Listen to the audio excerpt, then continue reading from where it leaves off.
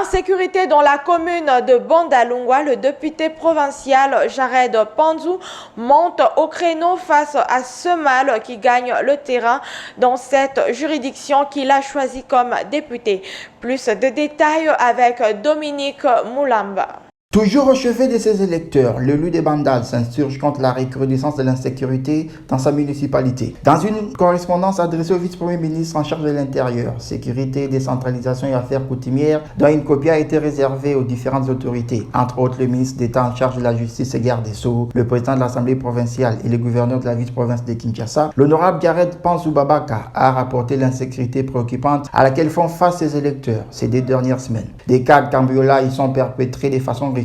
par des bandits munis d'armes blanches. La commission de ces forfaits est l'œuvre des délinquants qui causent systématiquement terreur, désolation et insécurité permanente et par-dessus le marché et empêchent les paisibles citoyens de circuler librement, surtout à la tombée des nuits. Ces événements tragiques non isolés traduisent la montée exponentielle d'un banditisme urbain qui touche plusieurs quartiers de Bandal. Ces récents incidents ont manifestement exacerbé la peur et l'incertitude dans les chefs de la population qui s'est référé à son élu dans la perspective de mener des démarches politiques urgentes pour garantir le recouvrement de la sécurité et de la sérénité. Saluant les efforts fournis par les autorités aux différents niveaux, l'honorable Jared Panzou plaide pour des mesures salutaires urgentes, comme le renforcement du déploiement des forces de l'ordre, la lutte contre les phénomènes coloniaux, la collaboration des forces de l'ordre avec la population, la synergie active avec le ministre de la Justice, la dotation en équipement des différents commissariats de police d'intervention et d'appui à la territoriale SIAD et ses sous-antennes implantées dans le quartier pour assurer une présence permanente de la police et pour qu'elle soit plus rapprochée de la population.